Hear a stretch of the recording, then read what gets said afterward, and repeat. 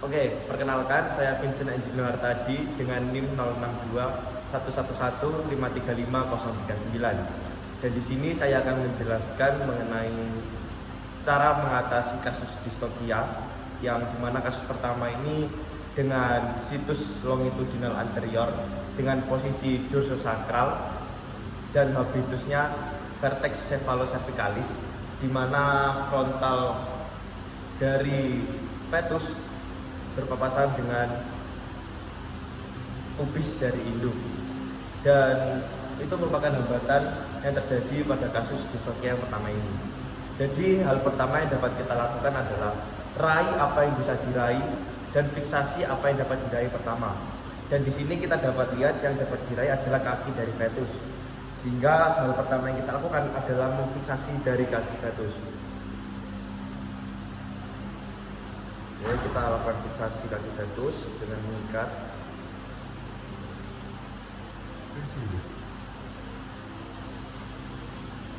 Kita lakukan fiksasi pada kedua kaki fetus, dimana yang dapat diraih pada kasusnya adalah kaki depan dari fetus.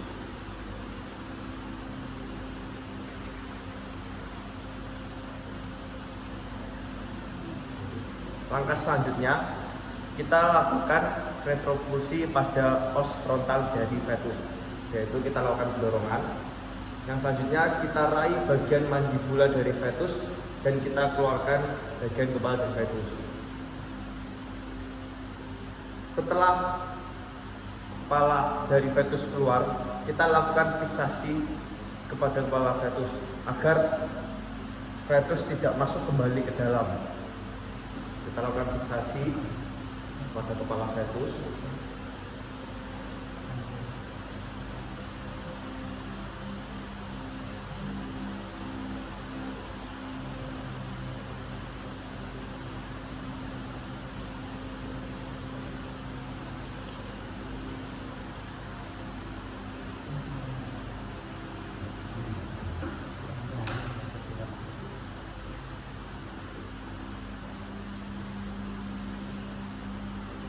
Setelah terfiksasi, kita lakukan penarikan dengan kekuatan 3-4 orang dewasa. Oke.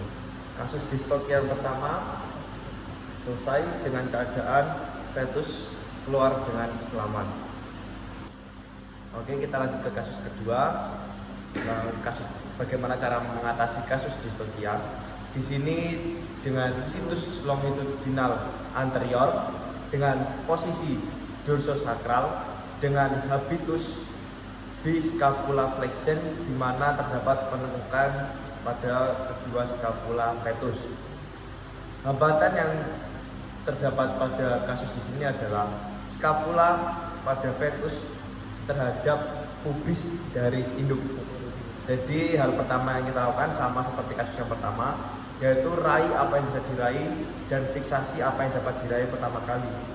Pada kasus yang kedua ini yang dapat kita raih adalah kepala dari fetus, yaitu kita fiksasi terlebih dahulu mandibula dari fetus. Oke, kita lakukan fiksasi.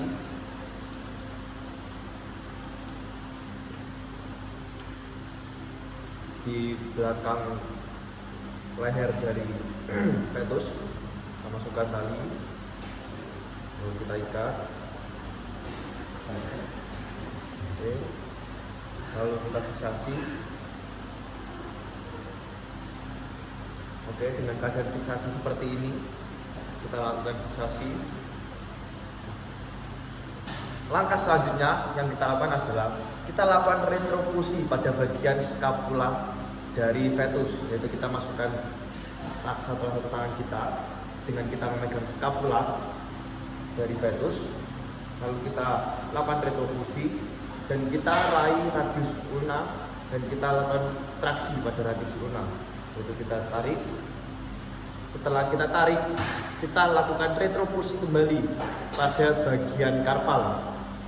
Ya, kita retropulsi bagian karpal, lalu kita lakukan traksi bagian metakarpal agar bagian kaki dari fetus dapat keluar. Untuk kita raih metakarpal, lalu kita lakukan traksi.